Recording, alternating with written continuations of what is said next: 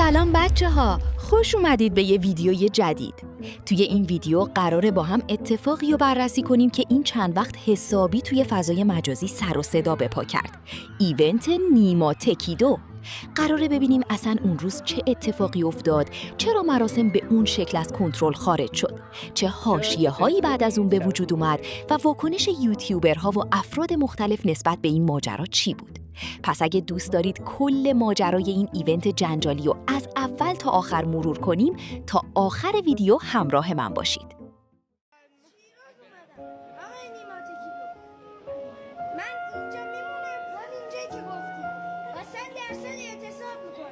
و مطمئنم که الان ساعت 12:40 است. من تا ساعت 8 شب همینجا میمونم. از شیراز اومدم فقط به خاطر خودت. ماجرا از اونجایی شروع میشه که نیما تکیدو اعلام میکنه قراره یه ایونت دیدار با طرفدارهاش توی ایران مال برگزار کنه. مراسمی که قرار بود طرفدارها از نزدیک باهاش دیدار کنن و عکس یادگاری بگیرن.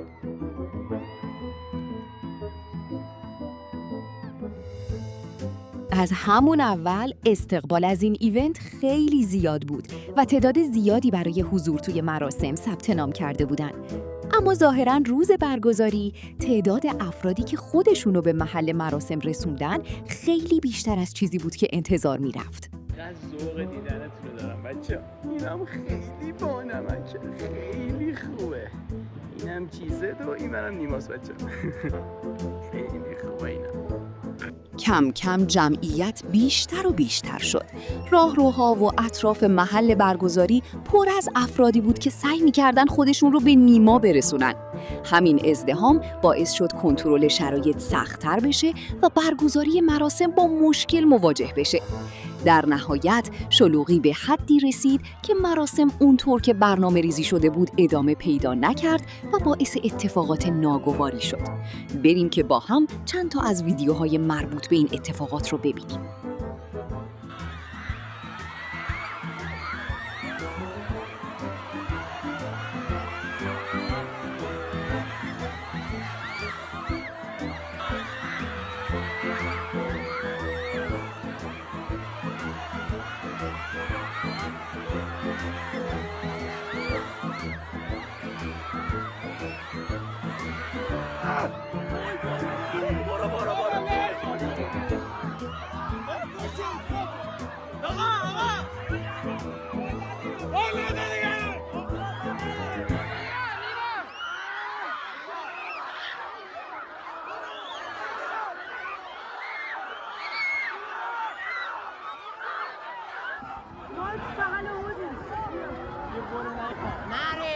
اوزی رفتی تو.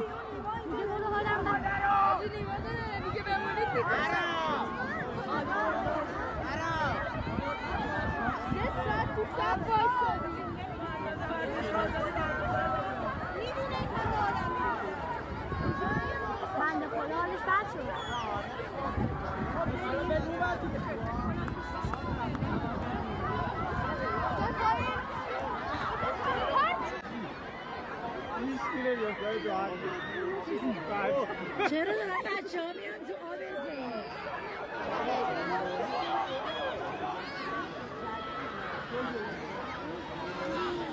پشتش خونی بود. خیلی ها بدون بلیط تشریف آوردیم. ما برای 10 تا 12 نفر اونا چی بلیط داره؟ 5000 نفر رو با بلیط حواسان!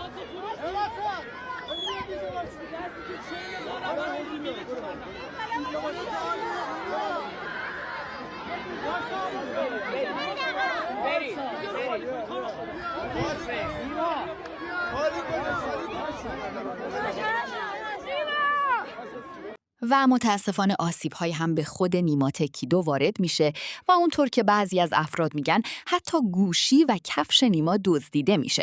البته هنوز همچین خبری از سمت خود نیما تایید نشده و صرفاً در حد حرف هست. حالا بریم که با هم واکنش یوتیوبرهای معروف به فاجعه پیش اومده در این ایونت رو ببینیم. پس با ما همراه باشید. اصلا وسطش نیما تکیدو رو گم میکنم. این بچه بنده خدا رو ببینید داره خفه میشه. نکن خدا رحم کرده کسی نمورده جدی. اصلا نمیفهمم اینجا رو افتاد. نکن قش کرد. باورتون میشه؟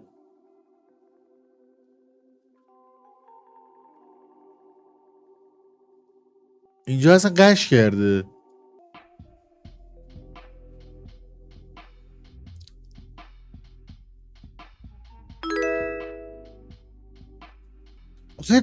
اصلا چند بار بعد این اتفاقات تکرار شه متوجه باگاش بشن. خیلی به نظرم پیچیده نیست مدیریت.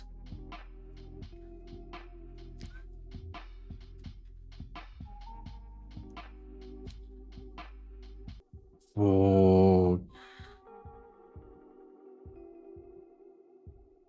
اصلا آدم ها رو هم نکن. خیلی خطرناکه.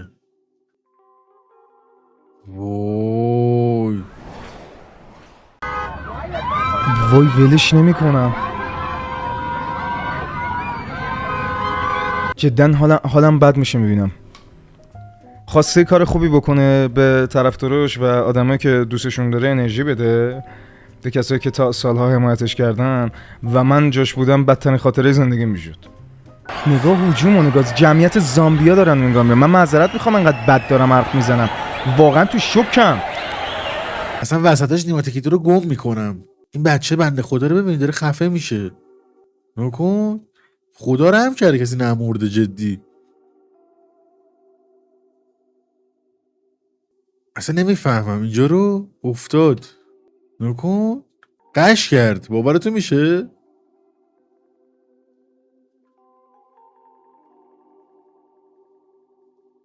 اینجا اصلا قش کرده.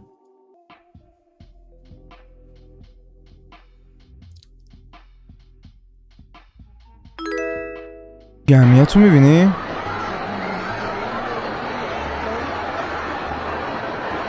آخه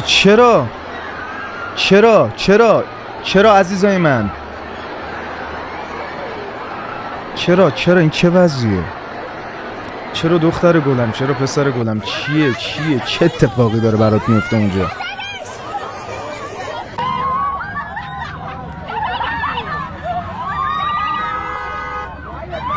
وای ولش نمی کنم.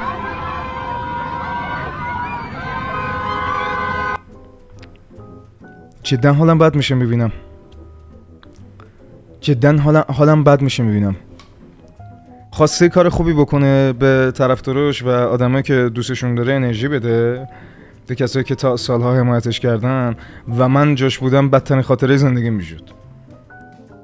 و مطمئنم نیما باز انقدر آدمی هستش که بچه‌ها رو دوست داره، میگه فدای سرتون. مثلا کاراکترش این شکلیه. چه خبر آخه؟ یک مرداد بوده مثل این که. نگاه هجوم و نگاه جمعیت زامبیا دارن نگاه میکنن. من معذرت میخوام انقدر بد دارم حرف میزنم، واقعا تو شوکم. بعد یه سری ویدیو دیدم از نزدیک، داشتم صداها رو میشنیدم. پسره داره برمیگرده به اون یکی دوستش، میگه ولش کنید دیگه، اذیتش نکنید. مگه برای قصد اذیت کردن اومده بودی اونجا؟ بیمارید مگه؟ حوصلتون سر میره میرید یکی دیگه رو آزار میدید؟ بابا تو زندگی براتون اتفاقای خوبی نمیفته با این وضعیت و با این ذهنیت ها. برمیگرده بهت. با این ذهنیت یه اتفاق بدی و واسه خودت تو زندگی رقم میزنی. کاری با کارما و انرژی و کائنات و اینا ندارم. آدم شر تو موقعیت‌های شر خودش رو قرار میده، نابود میکنی خودتو یه روز. از طرف من برای نیما خوشحالم که به همچین محبوبیتی رسید. واقعا نیما تلاش میکرد و واقعا نیما واسه این کاری که داشت انجام میداد ذوق و شوق داشت و همه زندگیش رو پای این کار گذاشته. و من از طرف ناراحتم چرا باید یه خاطره خوب که هم برای خودتون میتونست اتفاق بیفته هم برای اون این شکلی شد. میگم ضعف مدیریتی وجود داشته، تلاششون هم کردن، ولی خب کافی نبوده. ولی بچه‌ها تو رو خدا ازتون خواهش میکنم، التماس میکنم یکم به خودتون بیاید. این کار واقعا غلطه، اینجوری واقعا غلطه. این وضعیت نیماه، اعصابش خورد شده، درد داره توی آب. این چیه آخه؟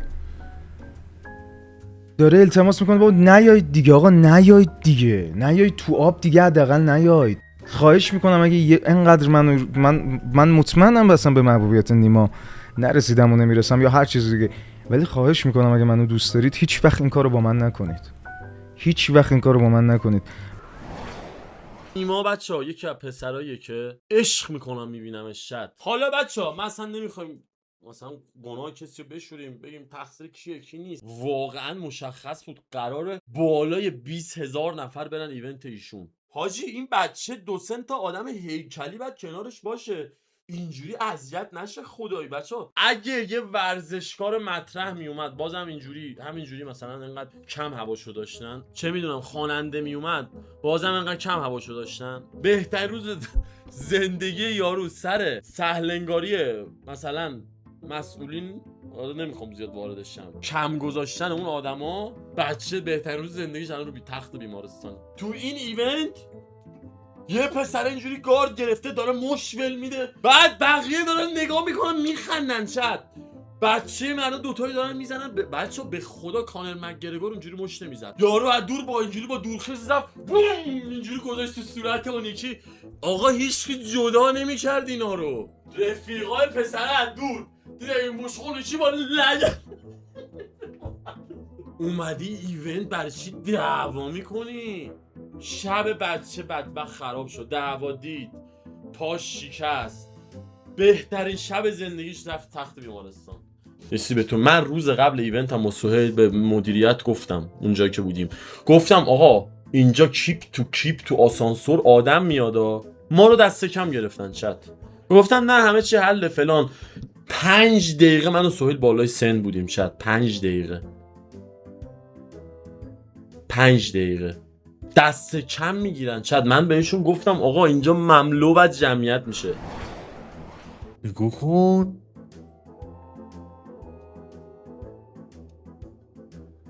دختره رو ببین، اصلا باور نکردنیه، اصلا پشمام ریخته حاجی. خب آخه نمیدونم واقعا ممکن بوده کسی بمیره دور از جون. ما الان مثلا میتونیم چیز رو ببینیم، مستر بیست. خب الان ایونت مستر بیست رو نگاه کن، مستر بیست دیگه یارو نرده میکشن، یه طبقه متفاوت میذارن، اون توی طبقه دیگه باشه. بعد باید اون تیمی که برگزار کرده اینو مدیریت میکرد. یعنی الان ایران مال دقیقا همین شکلیه، یعنی اون لوکیشنی که بودن اصلا همین شکلی بود. من امروز ویدیوهاشو میدیدم و شدنی بود. بعد جدای از اون آقا شما چرا میای از چندین روز قبل، 1 هفته 10 روز بیشتر لوکیشن دقیق و روز اعلام میکنی، بعد ثبت نام رایگان و توقع داری آدما نیان؟ معلومه میان. من الان میگم بچه‌ها من 10 نفر رو ثبت نام میکنم رایگان، وسط پارک ملت روز جمعه ساعت 2 میبینمشون. خب این یعنی چی؟ یعنی بیشتر از 10 نفر که ثبت نام کردن ساعت 2 میان پارک ملت. غیر از اینه؟ یعنی خیلی واضحه که قراره بیان دیگه. تو باید اگه ثبت نام میکنی رایگان مثلا به 50 نفر اعلام میکنی، 100 نفر ثبت نام میکنی، 1000 نفر، 5000 نفر، 10000 نفر، به همشون 2 ساعت قبل اعلام میکنیم موقع ثبت نام که من لوکیشن و تاریخ و لوکیشن رو 2 ساعت قبل اعلام میکنم، فقط تاریخش جمعه است مثلا تهران، همین. و شما 2 ساعت بعد که الان مثلا همین ایونت قرار بود یه روز دیگه برگزار شه، گفتم به خاطر اینکه میخوایم بی‌نقص و بدون مشکل و بدون باگ و امن و فلان و فلان و فلان برگزار شه، چون خیلی استقبال شده میندازیمش عقب. خب که تاریخش رو عوض کردن. تو تاریخ اولی باز یه عالمه آدم رفته بودن ایران مال که همونجا بعد این موضوع معلوم میشد که آقا ما یه تاریخ اعلام کردیم کنسلش کردیم، باز یه عالمه آدم رفتن. پس طبیعتاً این سیستم اشتباهه. باید حتما، چون مثلا اون روز اولی که آدم ها رفته بودن یه عالم آدم از شهرستان رفته بودن. خب پس اگه وقتی تو اعلام میکنی مثلا آقا من جمعه برگزار میکنم 22 مثلا مرداد، ولی 1 ساعت قبل از برگزاری لوکیشن رو اعلام میکنم به کسی که ثبت نام کردن، اونجوری کسی از شهرستان پا نمیشه بیاد، ریسکش کمتر میشه. یا مثلا میگه آقا مثلا اواسط مرداد قراره باشه، دوباره میدونی چی میگم، هی سعی کنی مدیریت کنی کمتر اسپویل بشه لوکیشن و اینا که کم ریسک تر باشه. بعدم از اون ور یه جایی مثلا مثل ایران مال وقتی این همه اسپانسر هم بودن، برندهای مختلف، رانی اومده صحبت کرده فلان، باشون باید طی بشه. آقا مثلا یه طبقه در اختیار ما، 2 طبقه در اختیار ما، قراره مثلا 50,000 نفر بیان، اونا بیان آقا طبقه رو پلم کنن، سکیوریتی ها توی پله برقی ها باید وایسن، از یه سری پله برقی باید خاموش بشه، به اون طبقه کسی نتونه بره، آسانسورها رو اون طبقه نتونه وایسه. ولی وقتی یه همچین اتفاقی میفته، الان چه بدیهایی داره دیگه، ایونت های بعدی برگزار نمیشه. تو الان مثلا من امیر ایزد میرم مثلا میگم با ایران مال صحبت کنم، ده بنیامی میره با ایران مال صحبت کنه، سوئیل میره صحبت کنه، میگن آقا بی خیال، ما مغازه دارمون اعتراض کردن، سری قبلی ناامنی پیش اومده، وایرال شده، پلیس اخطار داده فلان فلان، نمیخوایم برگزار کنیم. میری یه پاساژ دیگه میگه نمیخوایم برگزار کنیم، بد شده، سری قبلی داستان شده، سری قبلی. خودمون این همه عدد آدم واقعا پشفریزون بود. خب آخه طبیعیه همچین اتفاقی بیفته. بابا معمولی ترین بلاگرها یه دونه ایونت میذارن توی پاستا فروشی رایگان، 2000 نفر میرن. گاتپوری میاد تو تهران ایونت میذاره، تازه کل تهران پارس بسته میشه، 3 تا محل بسته میشه. وقتی تو اون ایونت رو میبینی، الان یه سوال دارم، کسی که ایونت گاتپوری رو دیده، ما داخل اولین بار که نیست، ایونت های مشابه دیدیم، بگیاشو دیدیم، باید درس بگیریم دیگه. کجاش طبیعیه امیر داداش؟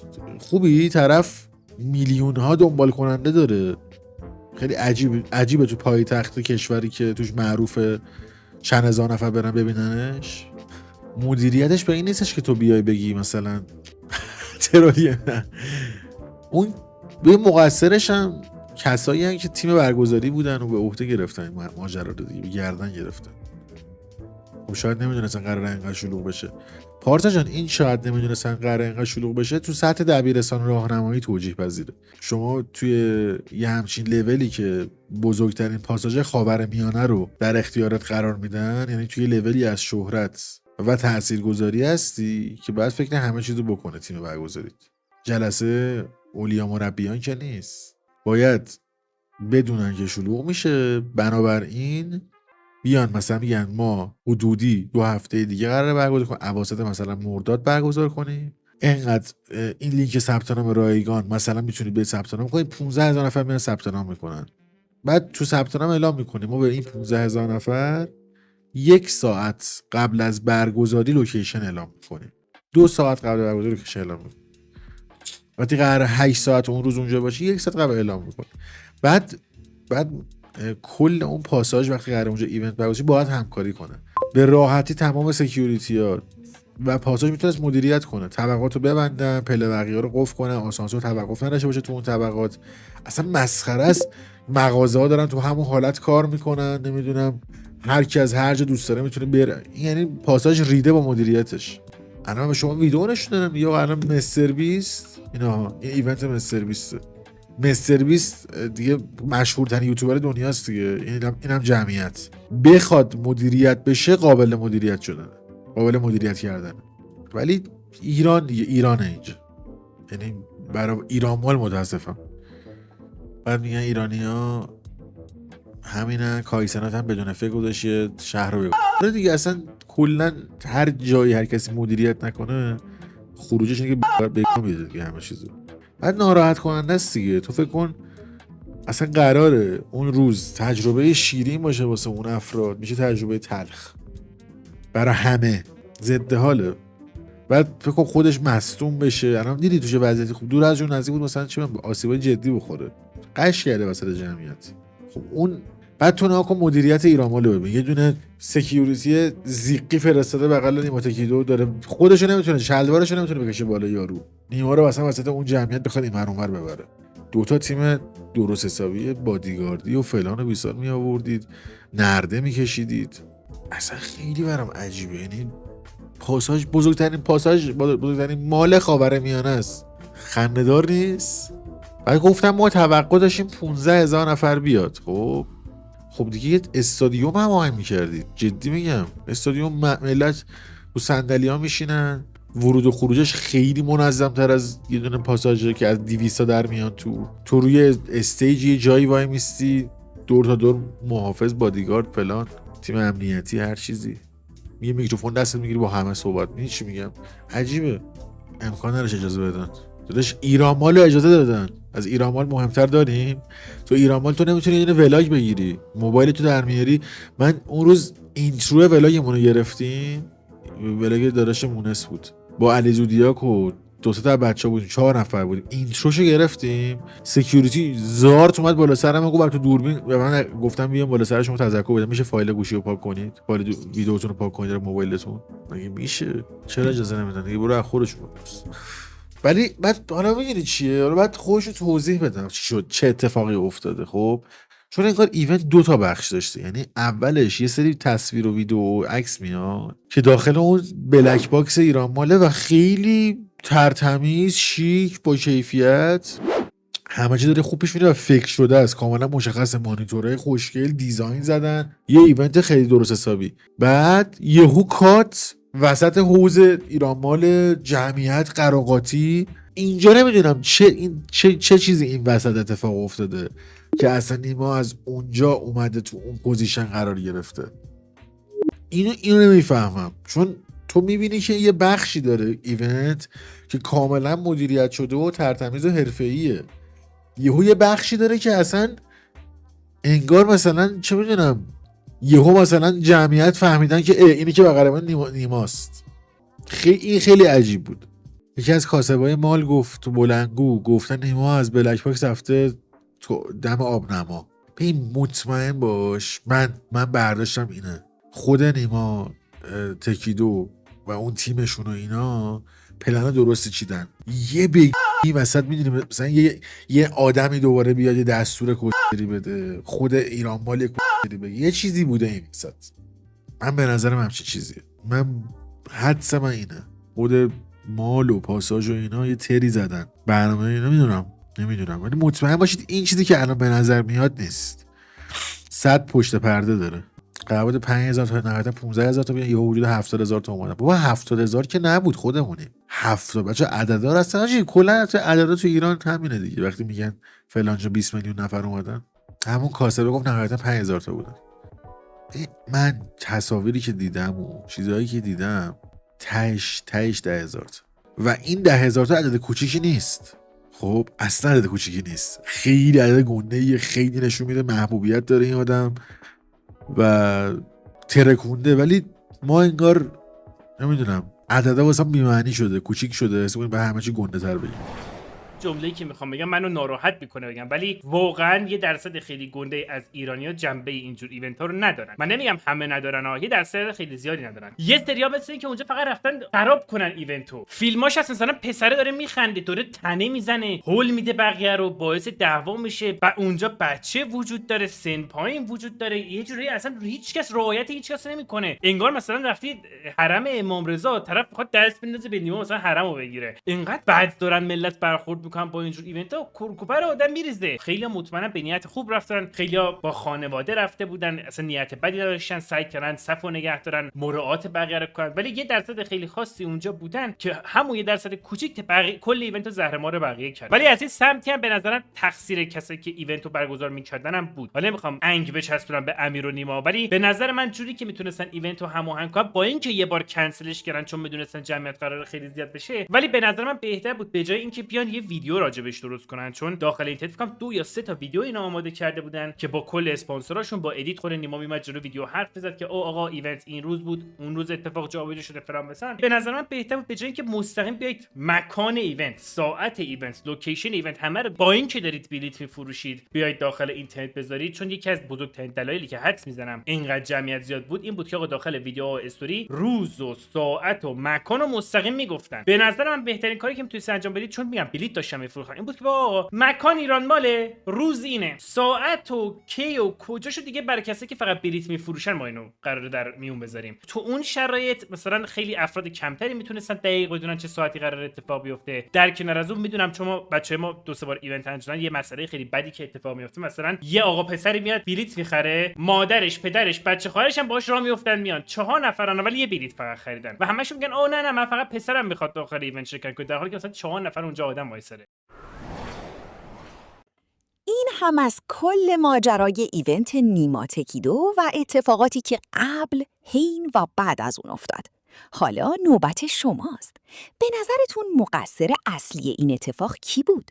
برگزار کننده، مدیریت مراسم یا حجم غیر قابل پیش بینی جمعیت؟ حتما نظرتون رو توی کامنت ها برام بنویسید.